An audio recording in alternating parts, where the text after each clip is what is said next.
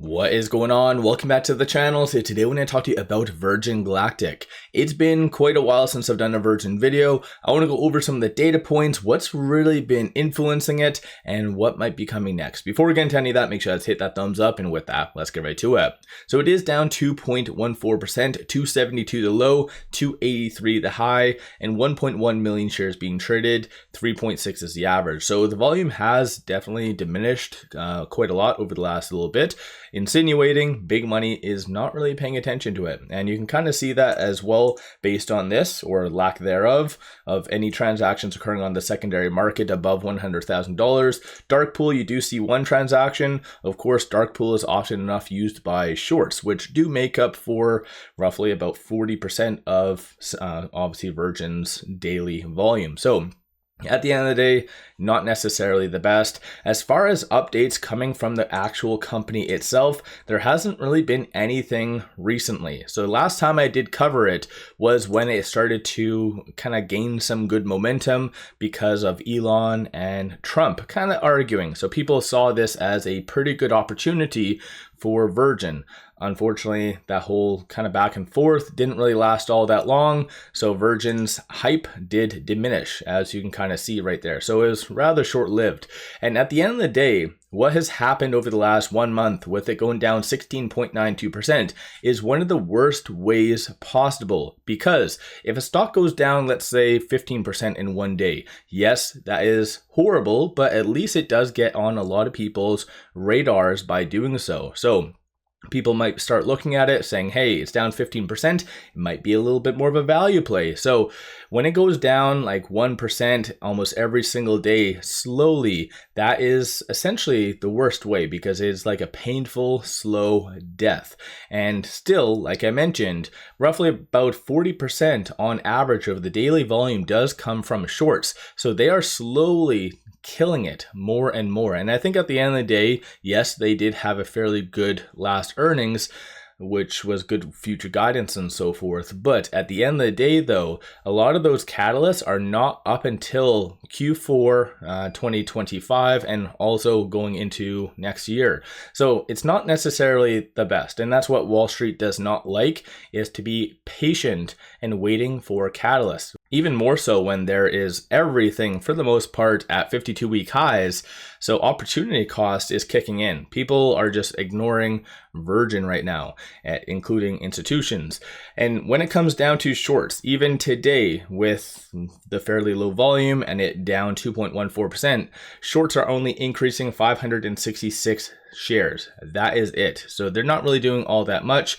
30.31% at the free float is being shorted. Works out to be 12.09 million shares. Cost to borrow average is 204.51. That is a annual rate, not a daily rate on a side note, but you can kind of see every time that Virgin does build up a little bit of momentum, shorts are very reactive. So it went from roughly about 30% short interest to a peak of 33. That was on June the 26th. So shorts are very much active, monitoring Virgin and killing firsthand any momentum. So it is just a very unfortunate kind of circumstance. So in my opinion, I do feel, given the circumstances, there is going to be more downside. Of course, with a speculative stock such as Virgin, as what we saw in June, all it takes is one news and then this will be going up a good 50%. But it is that slow downtrend waiting for that unknown catalyst that is going to really deter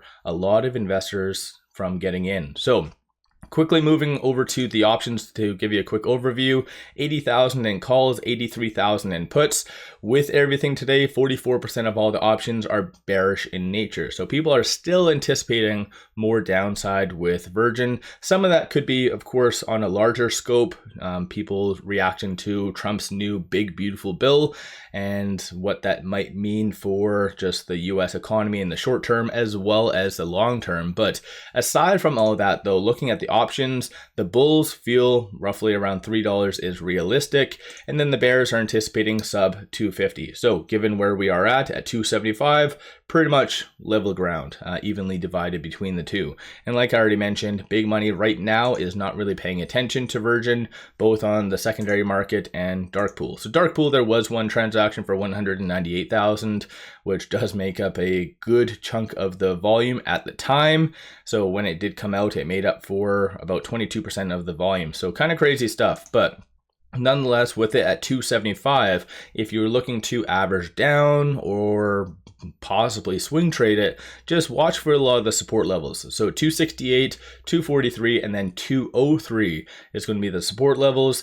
And then flip side, 308, 348, and then 372 is going to be the next strong target / resistance points. So Feb levels, very wide gaps, and that's just because of the kind of volatility associated to Virgin. So at the end of the day, I really do like it. There was a lot of good opportunity, but I think right now the market is kind of focused on near-term catalysts, and Virgin just doesn't really have that currently. So in my opinion, I do feel like it will be more of a continued slow downtrend. Again, if you're looking at averaging down, just watch for that 268, 243, and so forth.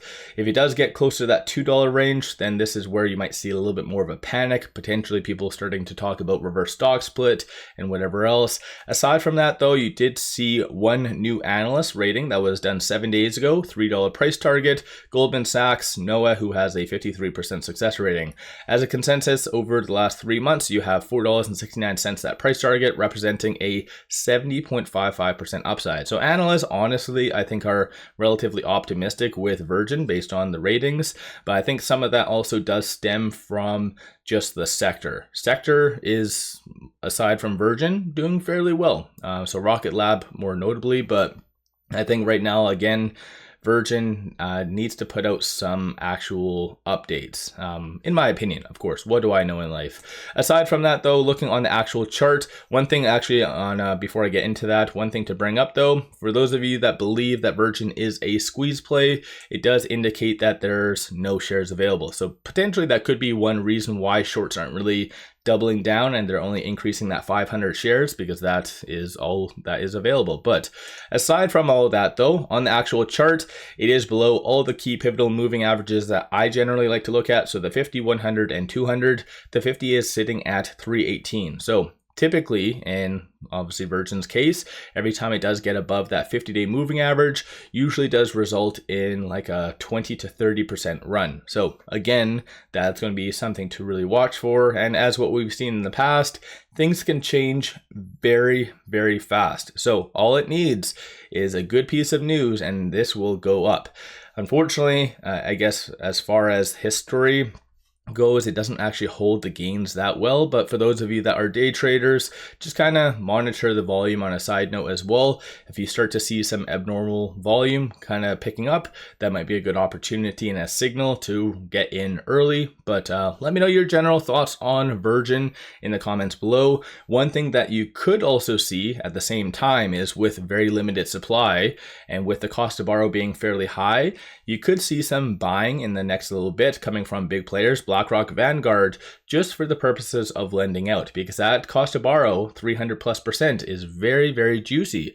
BlackRock has tons of presentations on how just buying stock to lend it out is very profitable and beneficial for them.